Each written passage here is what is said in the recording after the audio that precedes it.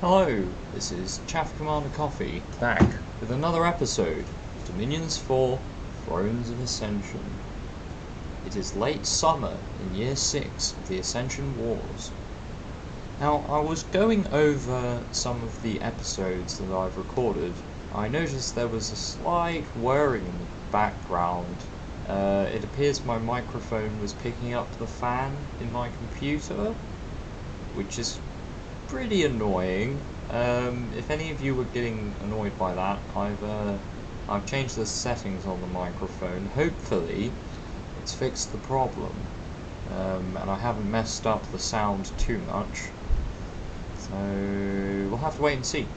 Anyway, on with the turn. Let us continue our invasion. We'll start by viewing our research. Yes, we're researching alteration. What was I researching alteration for? What was I researching this for? Good question. I'm not actually sure. I'm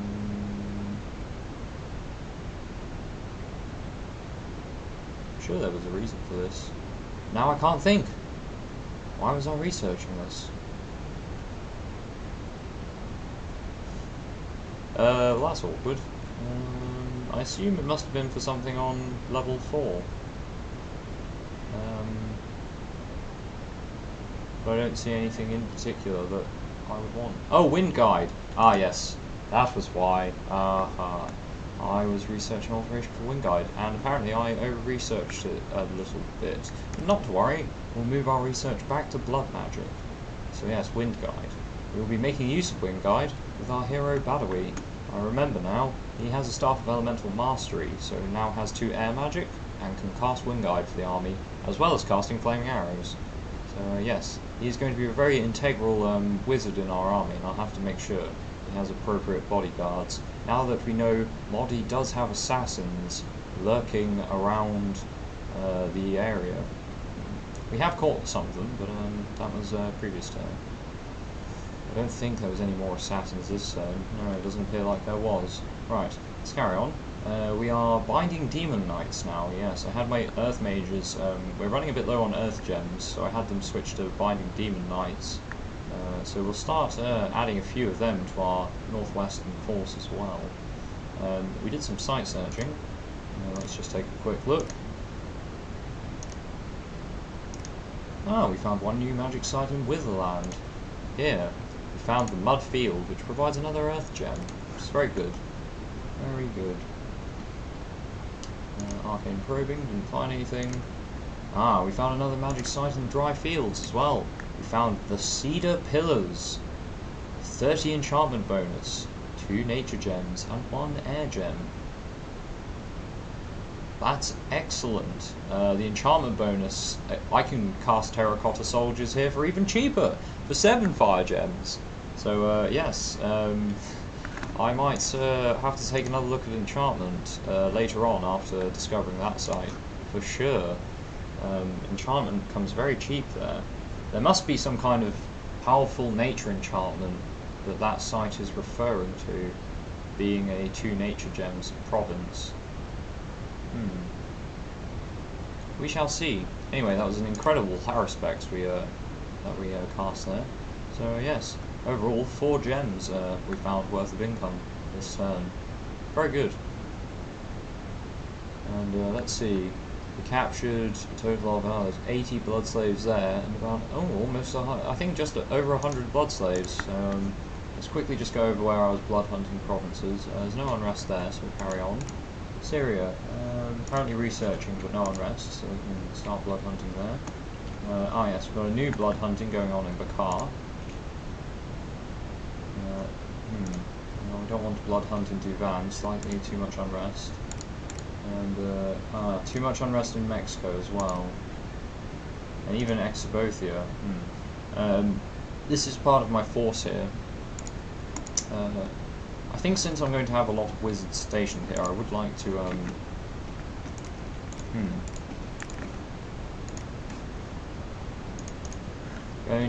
am going to build a lab there, which means I am going to have to stop training one of my wizards. But, yes, we're going to construct a lab. I feel since this is going to be a front line, I would like to have access to a lab. Perhaps to just actually start blood hunting here whilst we're waiting for further incursions. We'll see.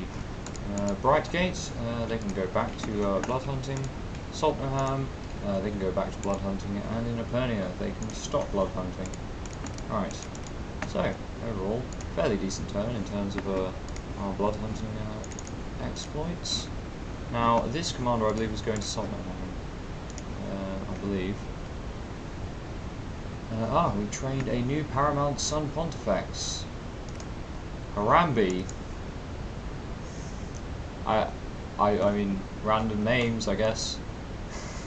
So we have Harambe, the Paramount Sun Pontifex. Wow. I'm actually...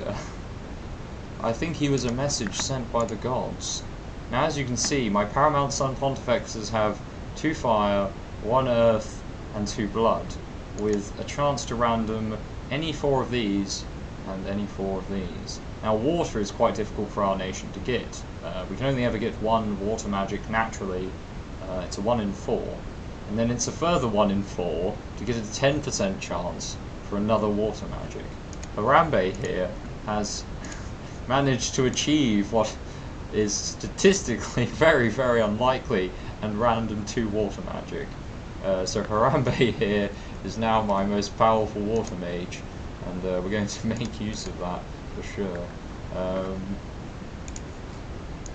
dear, oh dear. Well, I suppose at least we can have this as a bit of a highlight, I suppose.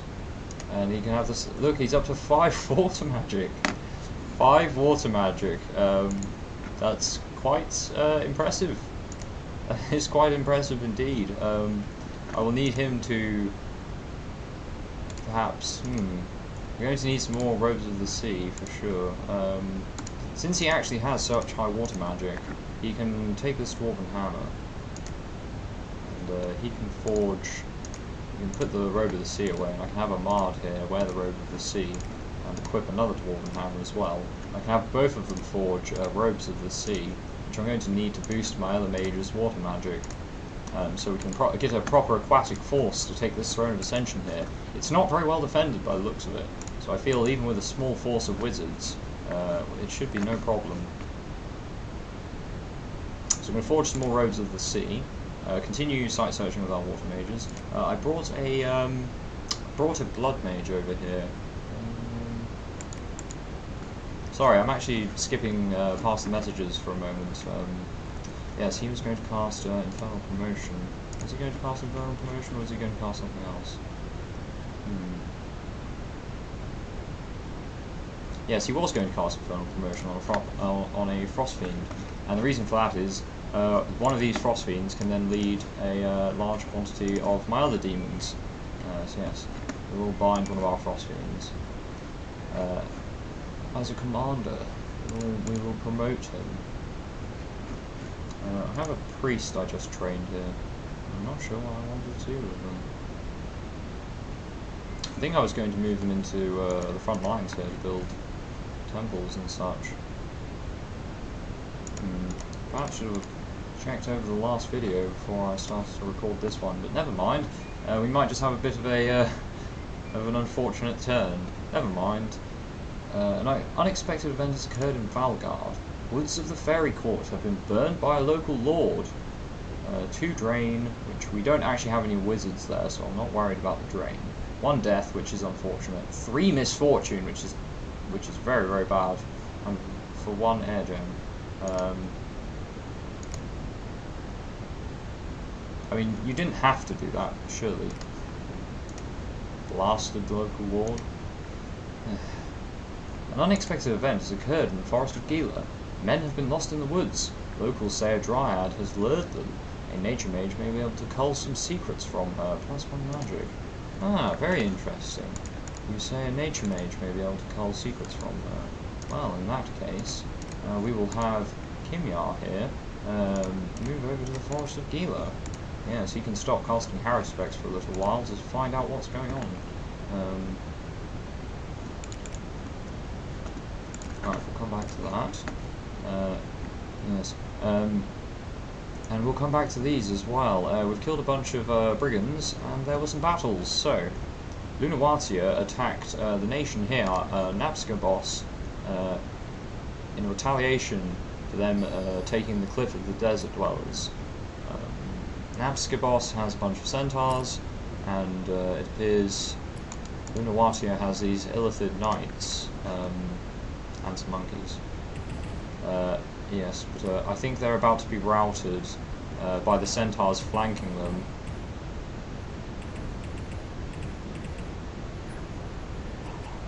I don't think there will be any escape for the Lunawatians here. The centaurs seem to be doing a fairly good job at smashing them.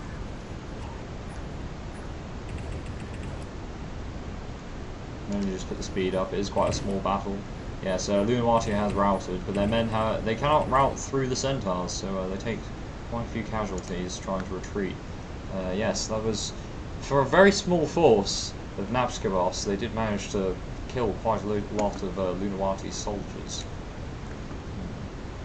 And now onto the really important battles. The battles in our invasion. We are fighting Emozar quite a lot this turn. I had men move all over Emozar's land in an attempt to crush what little resistance is left of the Emozar kingdom.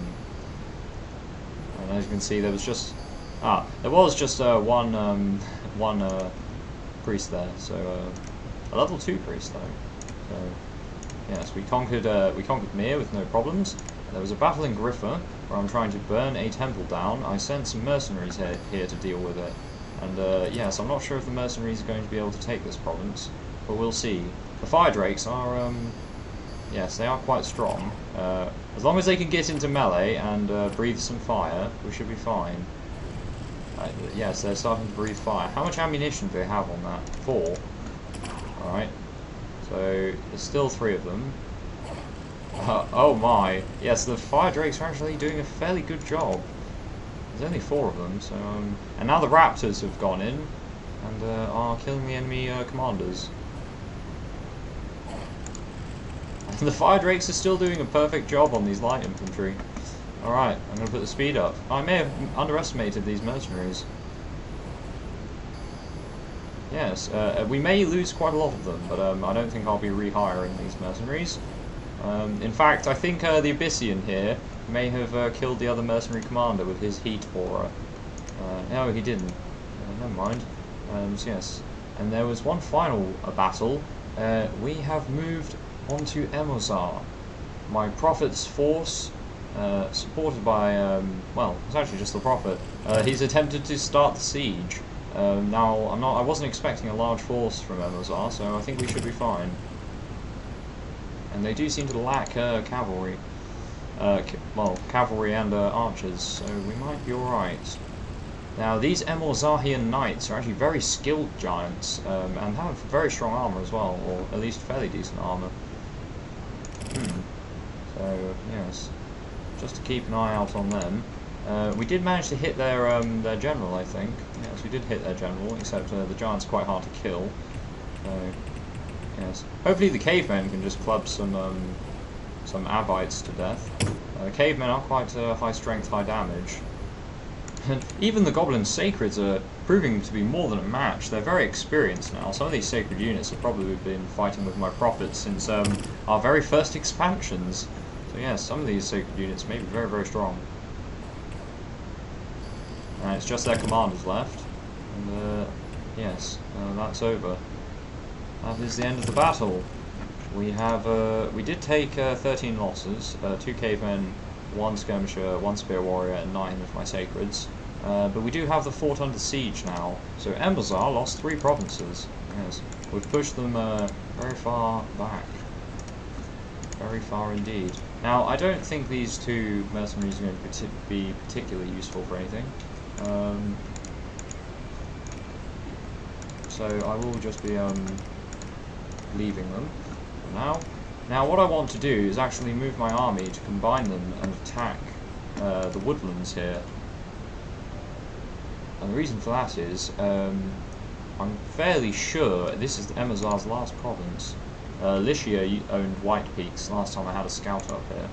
So yes, we're going to leave Amazar under siege with a single unit. We're going to leave a caveman.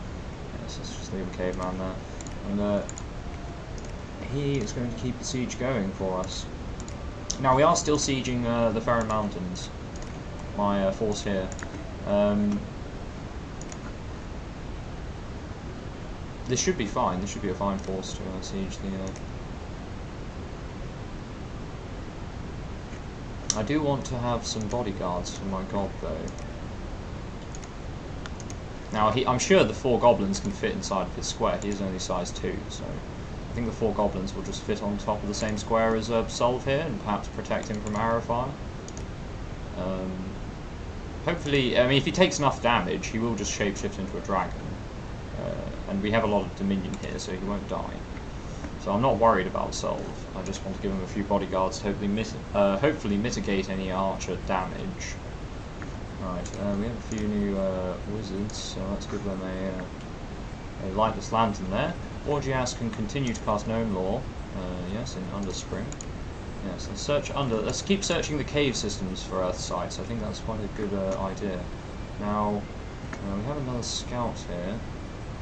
I'll move him towards Lycia now, because we may need to. I think we will have to invade Lycia to take this throne here to cement our victory over Volanus. So we may need to go to war with them. Now I'm expecting there to be quite a lot of patrolling units in Modi, since I have cast the Demonic Whispers to increase unrest there. So I imagine they have a lot of units patrolling there. A scout here who can move to Oak Beach.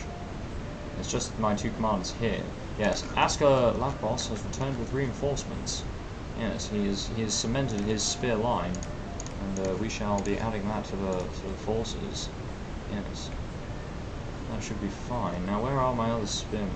This small regiment of spearmen here, these 41 spearmen. I think, yes, they can fit inside of his regiment. Excellent, and we will have. Okay, we're going to have the elite skirmishers up front with the colossi, and we're going to have a second line of these goblins with small bows and spears, and we're going to have them fire at the closest enemy. Now, what they're going to do is fire their limited ammunition and then engage in melee. And having spears, they should be fine. I might even make them into a sparse line, just so they cover both flanks of my archers. I'm going to move my archers back one space as well, which means we can't fit any more archers in that squad. I'm going to move the Sacreds back one space as well, and then that means also moving the Fiery Imps back one space. Yes, our army is still looking quite good. Quite good indeed. Now, we have lost our cavalry, since I did move them to help with Emilzar, but I feel, given that Eramas can move 3 provinces, he can move from the woodlands back to Mir, and then Mir, he can move straight to Batagne, Kunal, and Northangs all in one turn. So, yes, he can come back to support the army of Northangs very shortly. We're currently preaching our Dominion up here, and we have a strong province defense, so I'm quite happy to just wait. Now, I want to re-script Badawi so that he casts Wind Guide as well. And I want him to cast Flaming Arrows first, but then I want him to follow that up with, What do I want you to do, Badawi? You do some more Blood Slaves, that's for sure. Maybe. Yeah, let's just max out your gems, yes. Let you go mad. Is there anything else I can give you? Not that I think of. Girdle of Strength, yes, I'll give you that. That should give you some more reinvigoration, which is useful since he's my main spellcaster. I'll give him some more reinvigoration. Don't think there's anything else I particularly want to give him. I mean, it might not be the worst thing to give him the Armour of Knights as well. He ends up with 33 protection and an encumbrance of 6, which is not too bad given that he has reinvigoration. His spellcasting encumbrance is now 10. Took the armour off, would that change that? Spellcasting of 6, yes. Alright, we won't give him the body armour then. The encumbrance on the knight armour is actually quite low, so I wasn't expecting it to have so much of a profound effect, but it does. So he will need to Sabbath Master to cast the Pyroflogos incantation. Then he can reinvigorate himself. I'm wondering how I want to do this. Now he is a very powerful fire mage, so he can cast flaming arrows with no problem. This should not fatigue him. So I'm going to have him cast flaming arrows, followed by Wind Guide,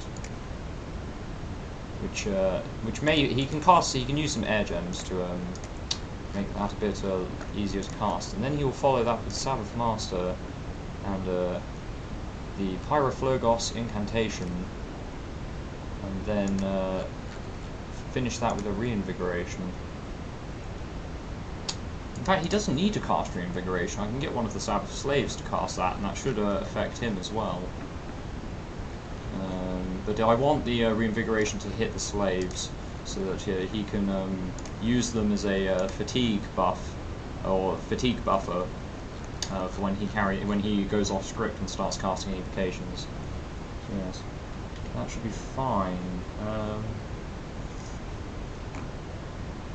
Right, I did create another Horn of Valor. I think I was going to give that Ilotos here. You can take. No, I made the. I see what I was doing. I think. Yes, this priest here. I know what you were doing with this priest. He was taking the Scepter of Authority and a Demon Whip, I think. I think that's what he was taking. And I was also going to give him. Was I going to give him anything else?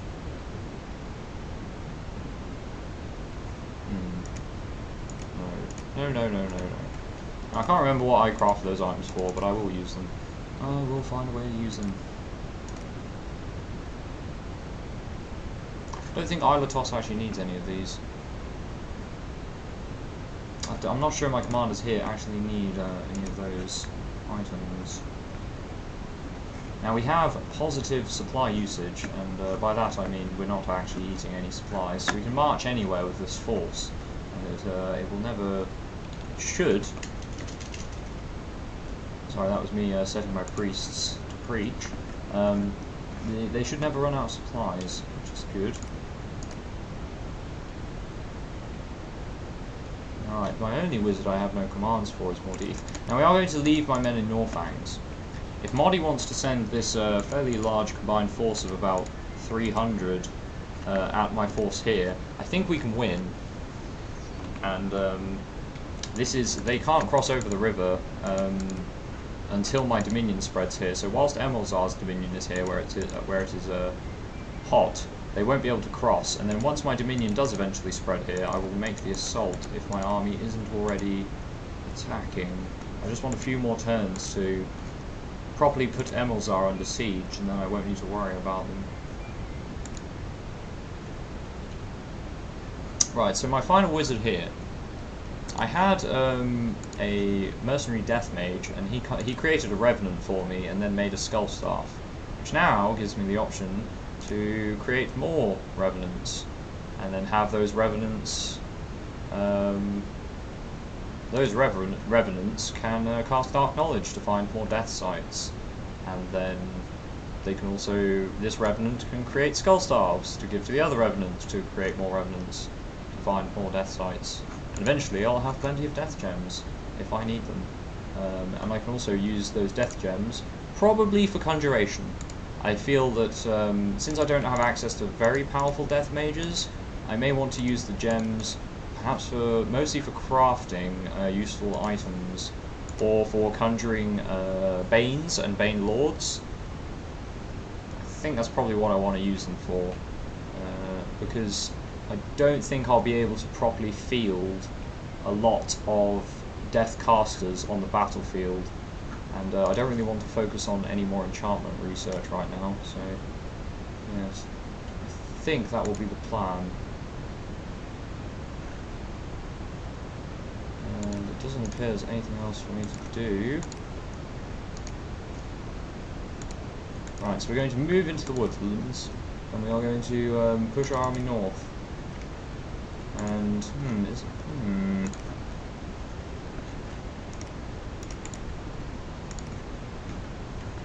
right. that should do it. I am going to move my scout further into Lunawatia to just keep an eye on them.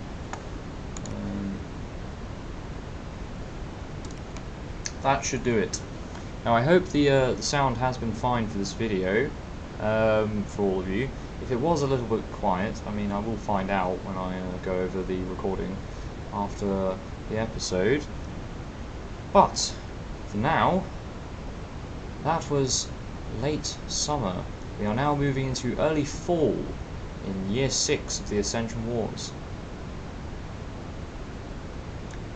Once we are finished with Emilzar, I don't think Modi will last much longer after that, although they do have a lot more castles, so we may have a lot of sieges on our hands. Which could prove problematic. It could prove that Modi's army is a lot larger than I expect. But either way, we will find a way to attain victory. It's been me, Chaff Commander Coffee. Thanks for watching. I will see you next time.